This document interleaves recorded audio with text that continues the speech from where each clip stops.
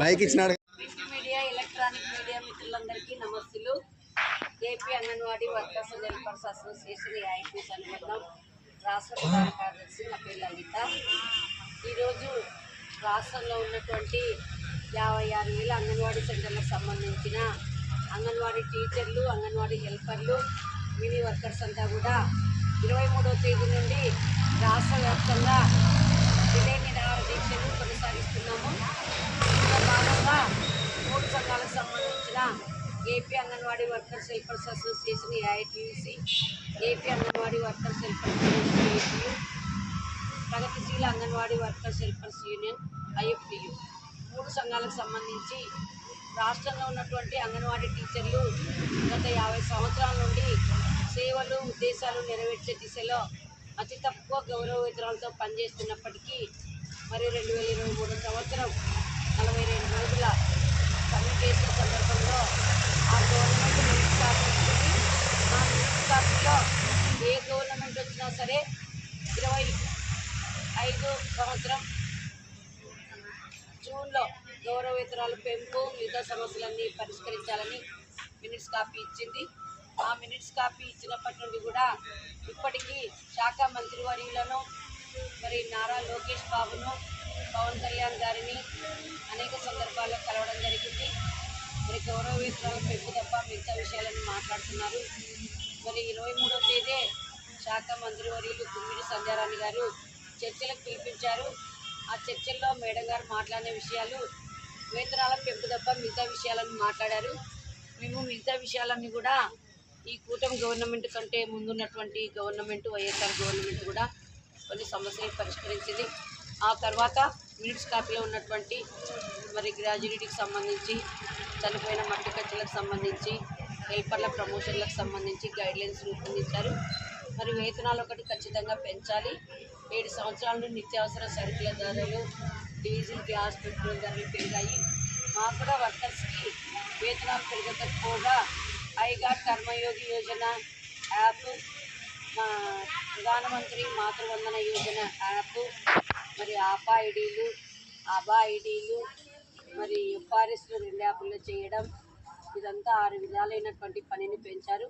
వేతనాలు పెంచకపోగా కేంద్ర ప్రభుత్వం 12 సంవత్సరాల్లో ఒక్క రూపాయి కూడా గౌరవ వేతనం పెంచలేదు. అటు కేంద్రంలో వేతనాల కోసం ఏప్రిల్ 21 నుండి 25 దాకా కూడా ఢిల్లీలో ధర్నా నిర్వహించుతున్నాము. రాష్ట్రంలో మరి ఇప్పటికే మినిస్టర్ గారు ఏమన్నారంటే ధర్నాలు చేయకుండా, దీక్షలు చేయకుండా ఉంటే సీఎం గారితో మాట్లాడతాను అన్నారు. సీఎం గారితో మాట్లాడడానికి సంవత్సరాల టైం ఇచ్చినాం. ఇంతవరకు కూడా ఆమె మాట్లాడకపోగా ఇంకా వాయిదాలు వేస్తున్నారు. మీరు మాట్లాడినా మాట్లాడకపోయినా దీక్షలు కొనసాగిస్తాము.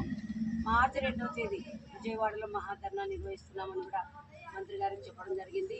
మరి ప్రింట్ మీడియా, ఎలక్ట్రానిక్ మీడియా మిత్రుల ద్వారా, ఇంటెలిజెన్సీ ద్వారా, ఎన్ఫోర్స్మెంట్ ద్వారా కూడా ప్రభుత్వానికి నివేదికలు పంపించాము. మరి 12వ తేదీ కూడా మంత్రి గారిని కలిసి అన్ని విషయాలు మాట్లాడడం జరిగింది. అక్కడ కూడా సీఎం గారు హెచ్ఓడి గారికి మరి మెయిల్ పెట్టడం జరిగింది, ప్రత్యక్షంగా ఇవ్వడం జరిగింది.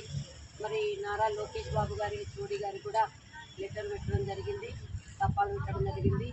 మరి పవన్ కళ్యాణ్ గారికి కూడా హెచ్ఓడికి పెట్టడం జరిగింది, మెయిల్ పెట్టడం జరిగింది.